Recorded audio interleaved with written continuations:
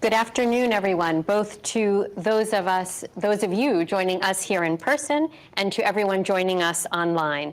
Welcome to this IMF press conference on the conclusion of the 2024 United States Article IV consultation.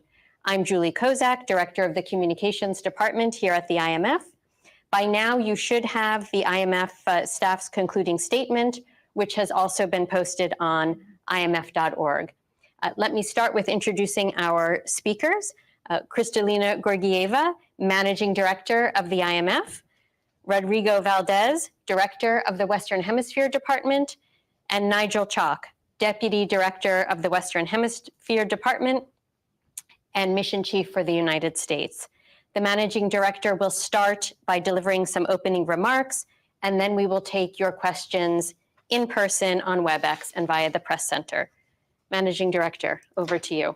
Thank you very much, Julie. Let me start by thanking the U.S. authorities and especially Chair Powell and Secretary Yellen for the engagement we have had. Very constructive discussion that allowed us to finalize our concluding statement. Today, I would like to make 4 key points. First, on the performance of the U.S. economy. It has been remarkably strong. Activity and employment have exceeded expectations, and the disinflation process has proven less costly than most feared. The U.S. is the only G20 economy whose GDP level now exceeds the pre-pandemic level. This is good for the US, and it is good for the global economy. We expect growth to be a healthy 2% this year on a 4-quarter basis and sustain a similar pace over the medium term. Inflation has declined in response to the Federal Reserve's actions, and we see inflation on a path towards the 2% target. The Fed's efforts were aided by important gains in labor supply, including of women, and strong productivity gains. This is what makes the US economy so remarkable vis-a-vis its peers. We expect core PCE inflation to end this year around 2.5% and be back to target by mid-2025. This being said, we do recognize there are important upside risks to this path. Given those risks, we agree that the Fed should keep policy rates at current level until at least late 2024. The economy is doing well, which provides the Fed with significant room to maneuver. The policy rate should be lowered only after there is a clear evidence that inflation is sustainably returning to the 2% target.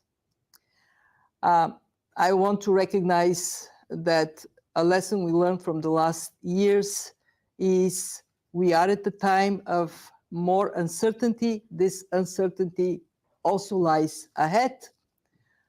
We are confident, however, that the Fed will move through that uncertainty with the same prudence it has demonstrated over the last year. It would be guided by incoming data and will communicate carefully how it assesses progress in reducing inflation and the implications for the expected path of the policy rate. My third point is on the significant exogenous shocks over the last years. They have pushed further already high debt and deficit levels. Now, when there is a strong economy, it is the time to arrest and reverse this trend. The US has put in place significant fiscal legislation in 21-22. This legislation will have a lasting positive impact in reshaping the US economy.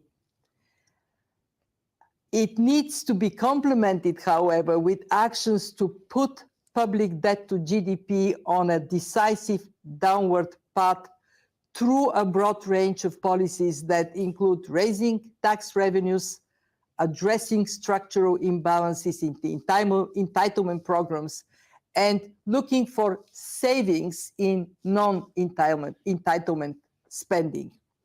And finally, I want to recognize that there are reasons for the US to pursue some measures in response to concerns about unfair practices, national security concerns, supply chain resilience that have led to tariffs and some measures to protect national content that, in our view, may be better addressed through more dialogue with trading partners. We think it would be less costly for the US and the global economy, instead of relying on tariffs that are likely to lead to retaliation from trading partners, to go for more dialogue to promote fair trade and to reinvigorate the rules-based international trading system that has served the US quite well. So these are the 4 points we have for you today. And with those, Julie, back to you, and I guess from you to our guests here and online. That's right. Thank you, Kristalina. So we're ready for the Q&A session. For those of you connecting virtually, please turn on both your camera and microphone when speaking. I will also ask that you please introduce yourself and your outlet. Please stick to one question so we can take as many questions as possible in the short time that we have. And also let me remind you that this is a press conference on the United States. If you have questions about other countries, we'd be happy to respond via our media and social outreach team. All right, so let's start in the room. Daniel, let's start with you. Go ahead. Thank you for doing this. I have a question for you, Managing Director. Daniel Davis, AFP. I was just wondering, you mentioned that you see inflation falling to the Fed's target, 2% target by mid-2025. The Fed's own median dot from its June forecast is for a 2026 return to target. I just sort of wonder why you're feeling more optimistic about the US inflation path than the Fed. Thank you. We actually had this discussion with Chair Powell that our expectation for inflation to come down to target is a bit more optimistic than the Fed's assessment. And it comes from what we have seen as trajectory of inflation since its peak. And it is, if you take this trajectory, it gives us some confidence that it would lead to a tangible reduction in inflation and ultimately inflation going down to target by mid-2025. We also see that a very important factor for the strength of consumer demand, which has been reliance on the boost in savings from the pandemic time, may be coming to an end, meaning that the strength that has defined this pressure on goods, but especially services, it may be somewhat less evident. And let me make sure that my colleagues.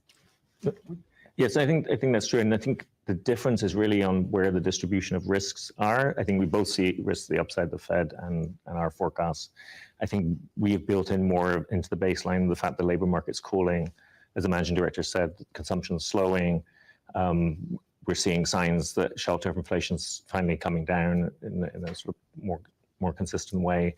And so I think when we build that all into our forecast, we get inflation coming down a little bit faster than the Fed. But it's 0.2 or 0.3 on the inflation. It is not a significant difference. I also want to recognize that we do agree with the Fed that they need to be careful, they need to be cautious. It is just a matter of how we see the projected trend of inflation, and we are a bit more optimistic. May I say, last year we were a bit more optimistic. Last year we have proven to be right. May we be proven to be right next year, 2025 as well. All right, I'm going to go online. I see one hand up, and I think that is David Lynch. So David, why don't you please go ahead?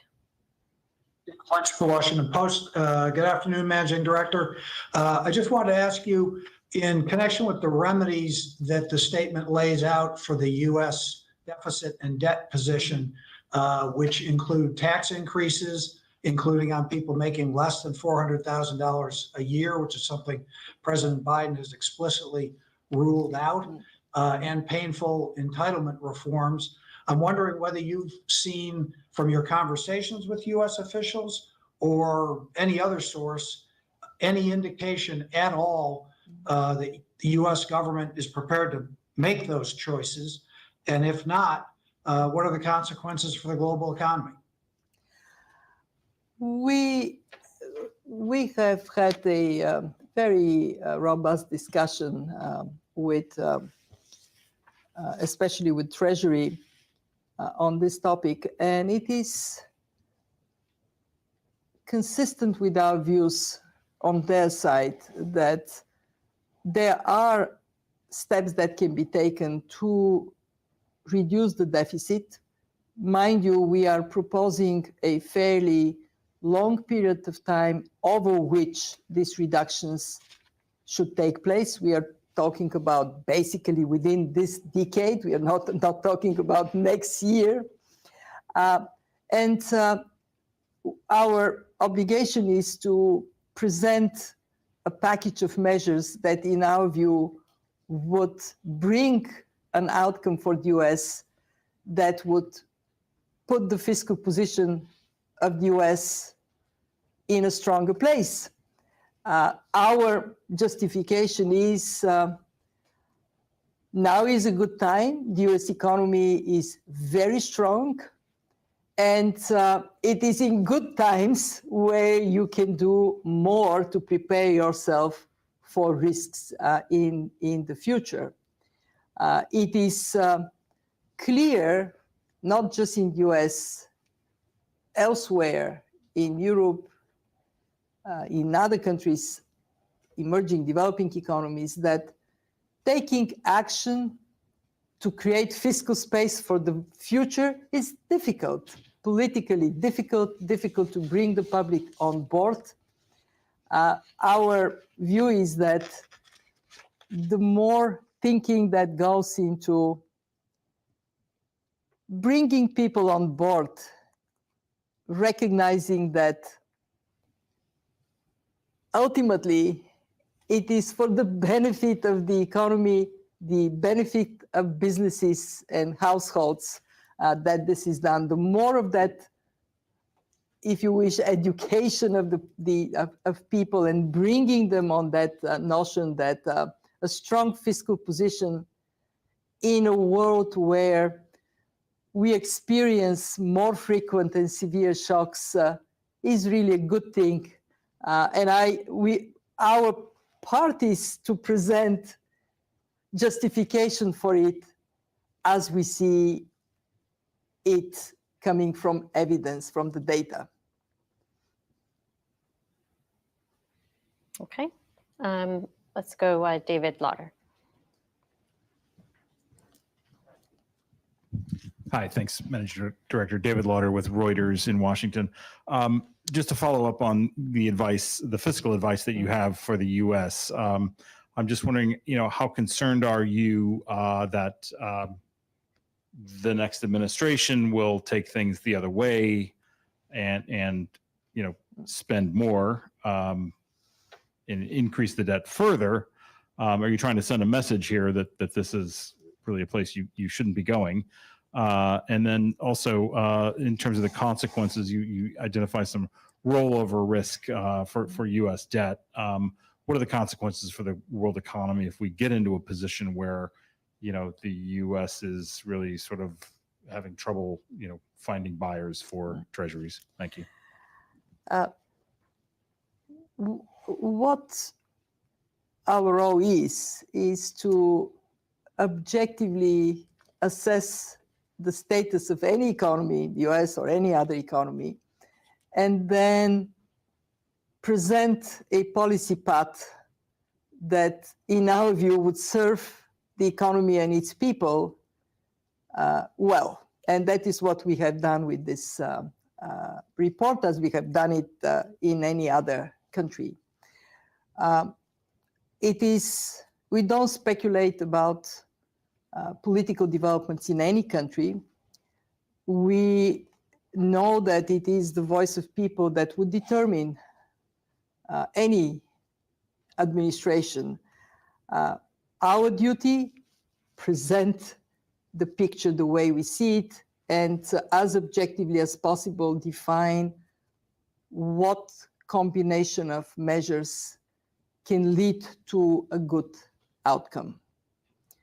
So I think I can go back into, and actually the administration has made some suggestions in that regard, to measures that are related to raising more revenues. That has to be done. Measures that can be taken to improve the quality of spending and also reduce spending in some areas, and then leave it to the country to do what is considered best. There is also a question on the rollover risk. Oh, yes, I'm so sorry. So here we are in a country where, when you look at the debt servicing costs, they remain quite manageable. In a country where the economy is performing extremely well, where the good performance is driven by productivity.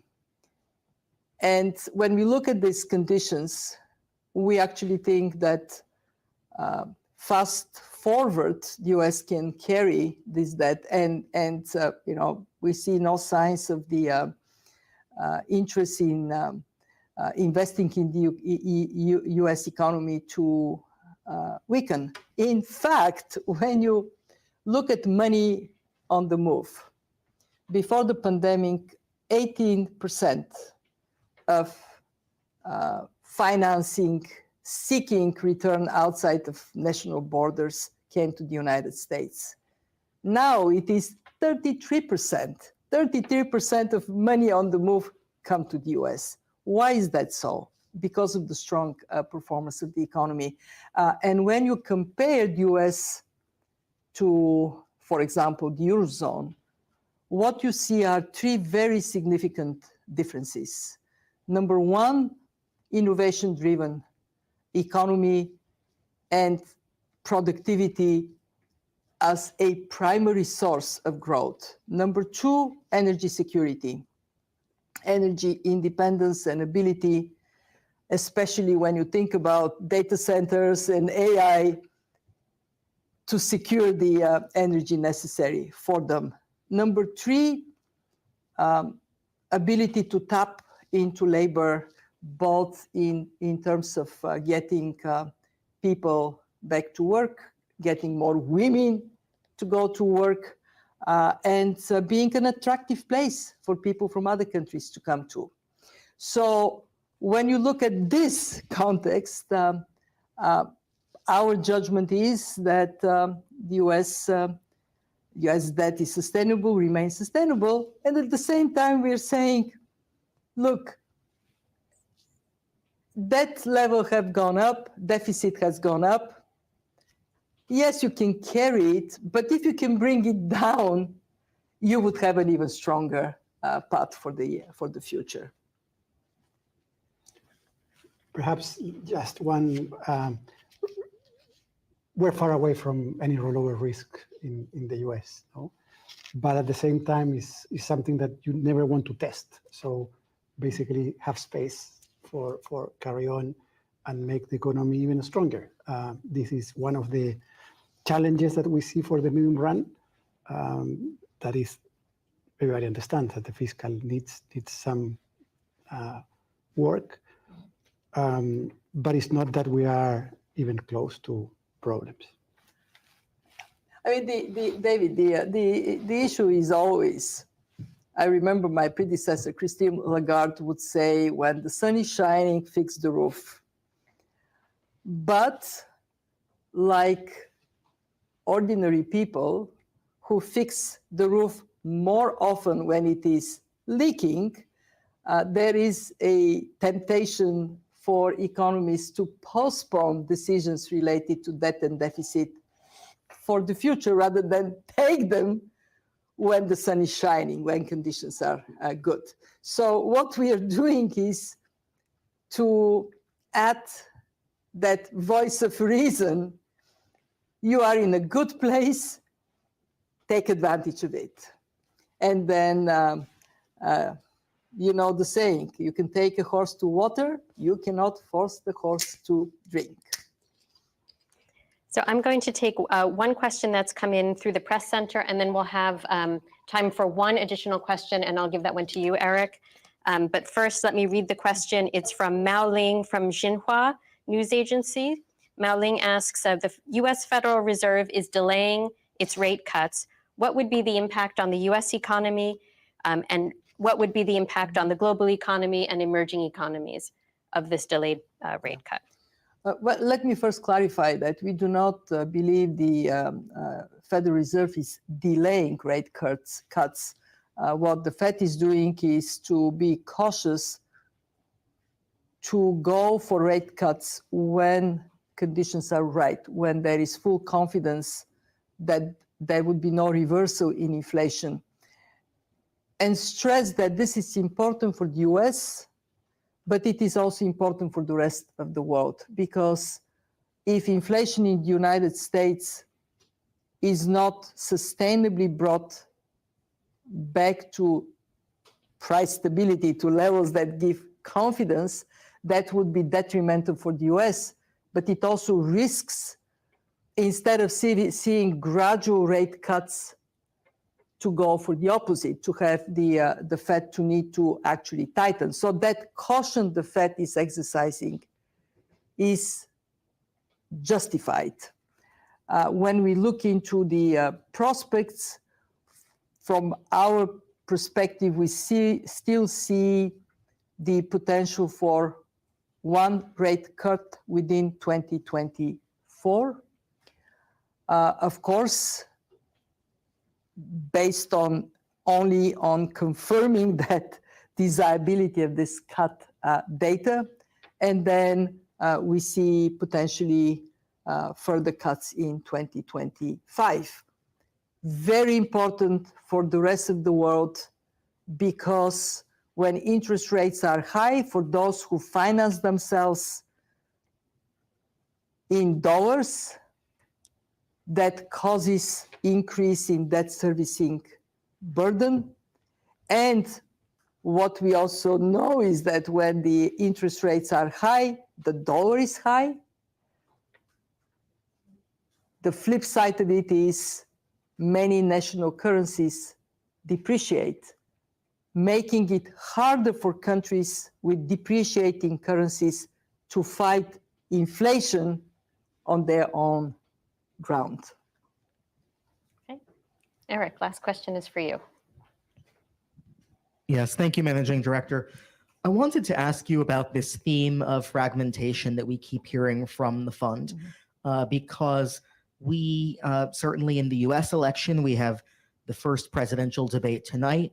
We've seen the current administration, which has quadrupled tariffs on electric vehicles, added some new tariffs, electric vehicles from China, added new tariffs on semiconductors and some other areas, as well as an alternative in the main opposition candidate who is on the campaign promising 60% tariffs on China, 10% on the rest of the world.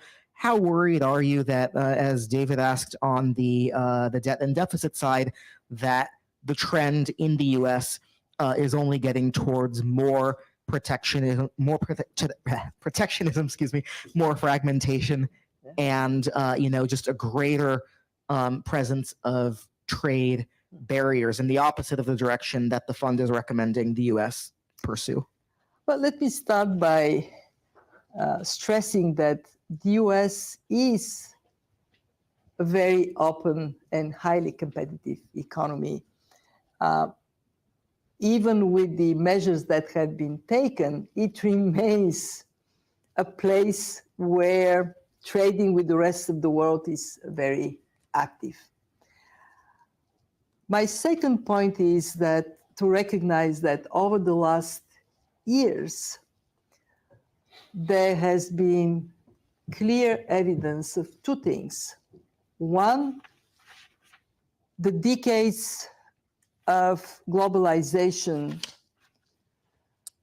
have led to overall positive outcomes, but negative consequences for some communities, including here in the United States, with jobs disappearing as a result of cheap imports from other countries.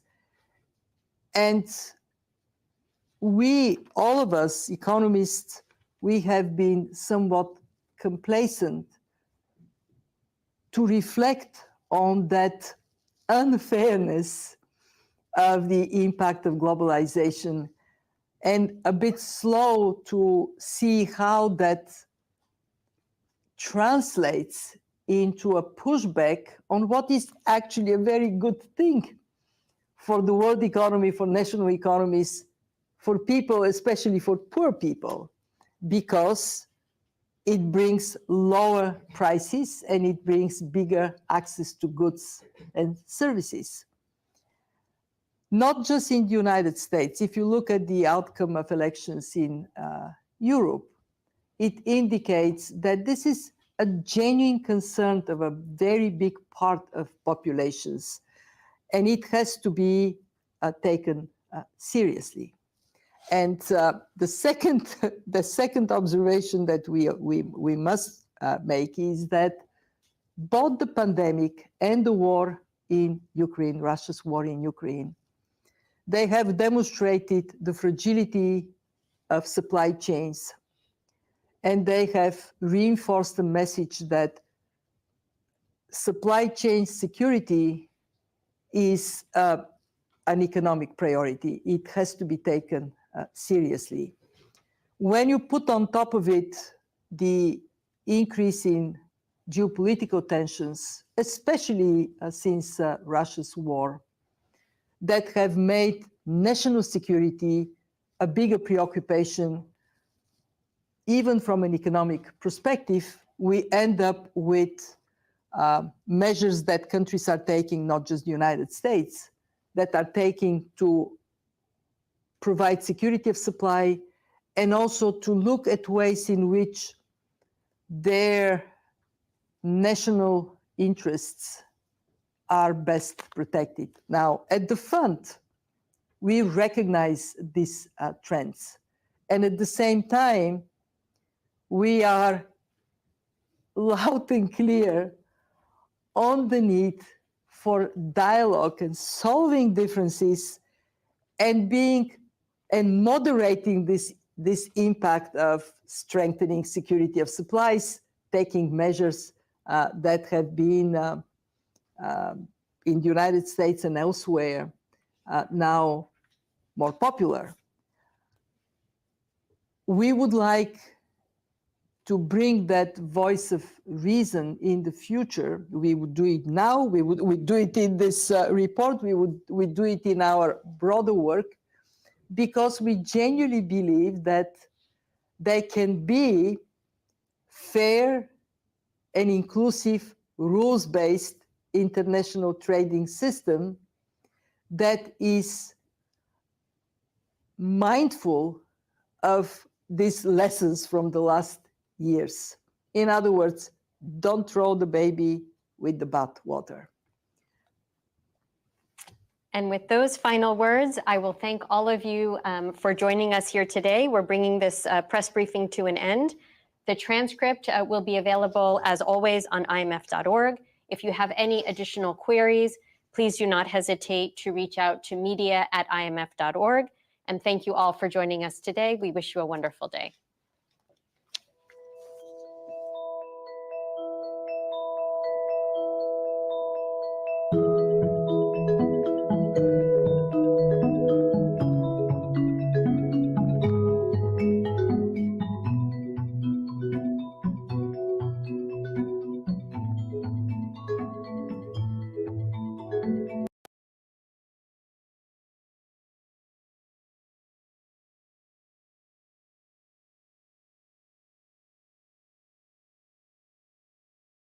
Welcome to Democracy Now!, democracynow.org, the War and Peace Report. I'm Amy Goodman.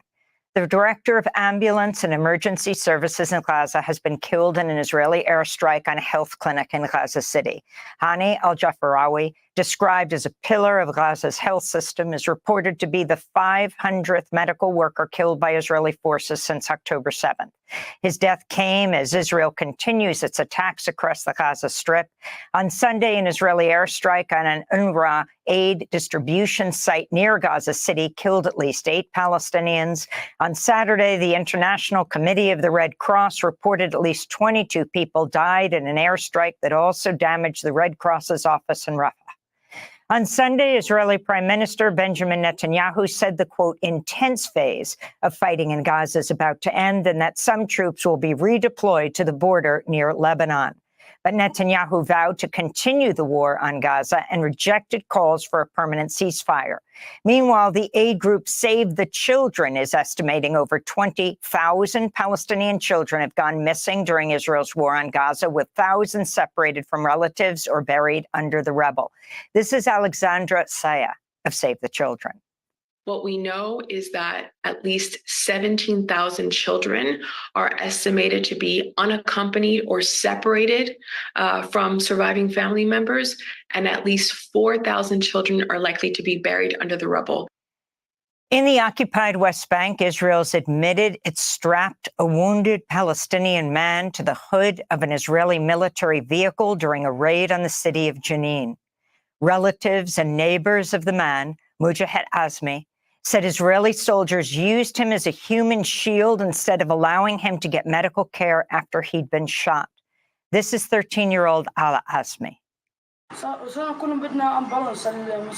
We told them we want an ambulance for the wounded person in the room, so the army told us to bring him to them. We got him outside, and for about an hour or half an hour, we kept asking for an ambulance. Then we called one. 15 minutes later, 2 jeeps came and they got in here. The troops told us to turn around and not to look, and they put Mujahid on the jeep's hood and took him. After video of the incident went viral, the Israeli military released a statement claiming the action was, quote, in violation of orders and standard operating procedures, unquote. The New York Times has revealed details of a secret Israeli government effort to further increase its control of the occupied West Bank. The Times reveals that on June 9th, the Israeli finance minister, Bezalel Smotrich, gave a speech to a group of settlers where he outlined ways for Israel to essentially annex the area and prevent the West Bank from being part of a future Palestinian state. In Israel, as many as 150,000 protesters rallied in Tel Aviv Saturday to demand new elections and for a deal to release the remaining hostages in Gaza. Organizers say Saturday's rally may have been the largest in Israel since October 7th. This is Hadass Calderon, the mother of 2 children seized on October 7th and later released.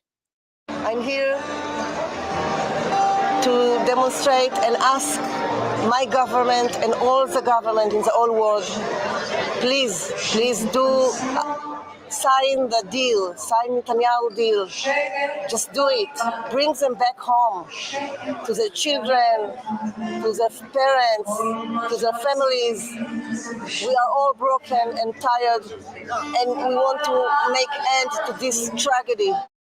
NBC News is reporting 2 active duty U.S. Air Force members are seeking conscientious objector status, saying they can no longer serve in a military that's aiding Israel's war on Gaza.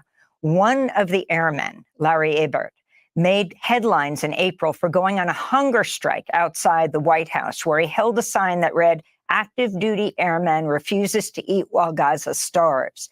The other airman, Juan Betancourt, said he too is seeking conscientious objector status over the war on Gaza. Meanwhile, at the State Department, a senior official working on Israel and Palestine has resigned. The official, Andrew Miller, was known to be critical of the Biden administration's full-on embrace, what they call the bear hug, of Israeli Prime Minister Benjamin Netanyahu. Miller cited family obligations for his departure. Israeli Defense Minister Yoav Gallant has arrived in Washington, D.C., where he's expected to meet with Defense Secretary Lloyd Austin, Secretary of State Antony Blinken, and other officials. They're expected to discuss the situation in Gaza, as well as Lebanon, where fear is growing that fighting between Israel and Hezbollah could escalate, as Netanyahu says the Israeli military will soon shift its focus to Lebanon. UN Secretary General Antonio Guterres spoke Friday. Let's be clear. The people of the region and the people of the world cannot afford Lebanon to become another Gaza.